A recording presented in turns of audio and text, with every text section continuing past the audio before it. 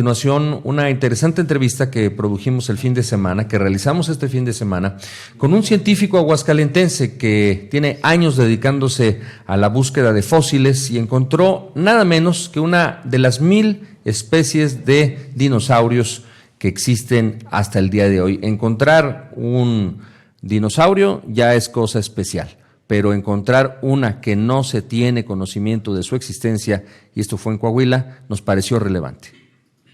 Este dinosaurio, que lo apodamos dinosaurio X porque todavía no podemos mencionar su nombre científico, es del grupo de los ceratópsidos. Ese nombre raro significa que son dinosaurios que presentaban cuernos en la cara.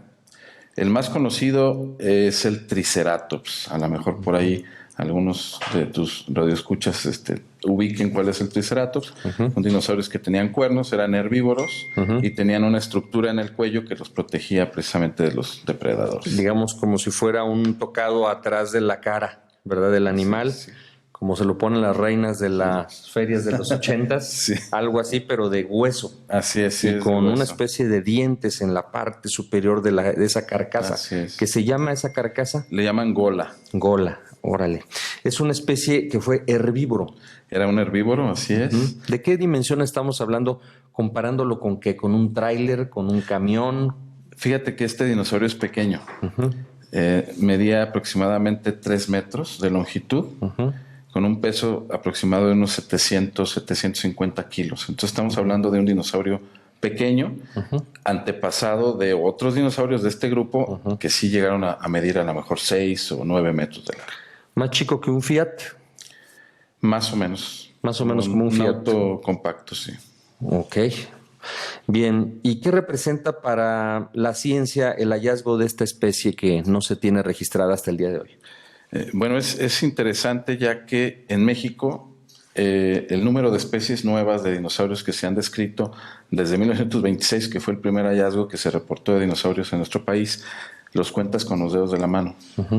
Entonces cualquier aporte, cualquier nueva especie, en este caso es nuevo género y nueva especie, pues incrementa el conocimiento que tenemos de la vida en lo que hoy es México, en este caso hace 72 millones de años. Wow.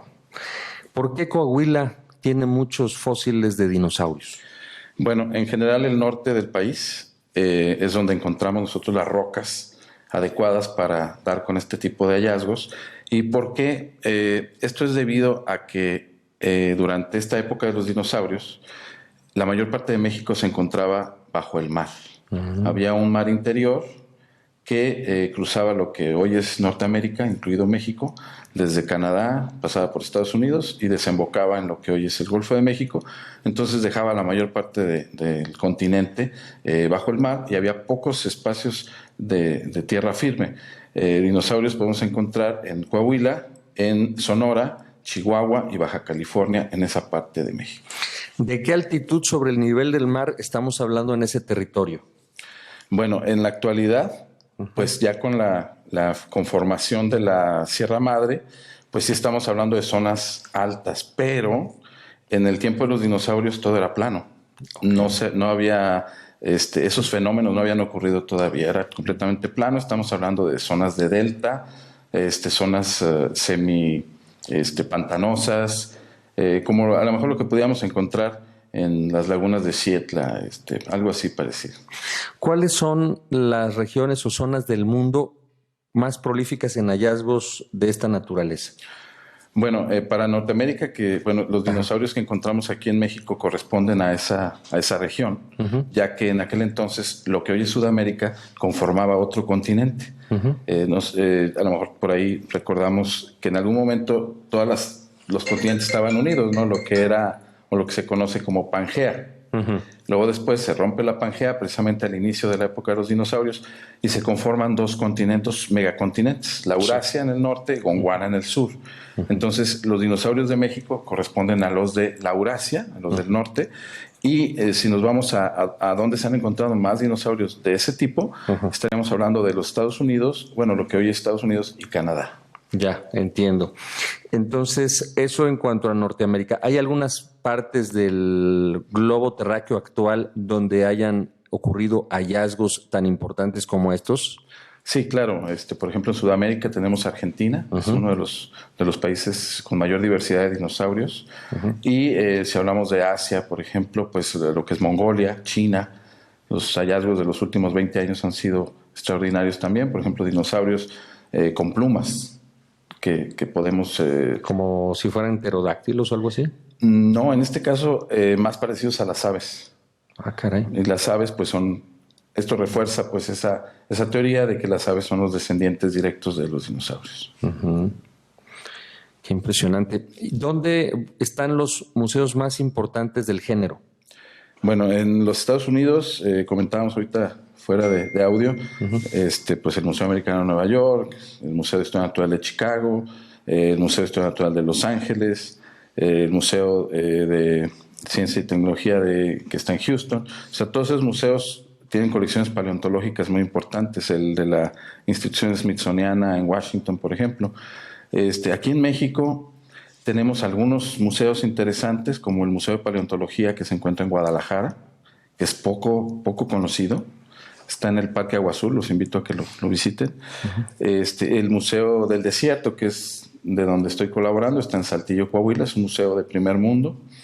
Tenemos un museo paleontológico también en Tuxtla Gutiérrez, Chiapas.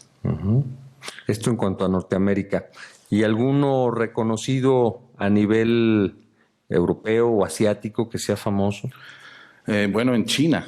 En China tenemos museos bastante interesantes, museos muy importantes.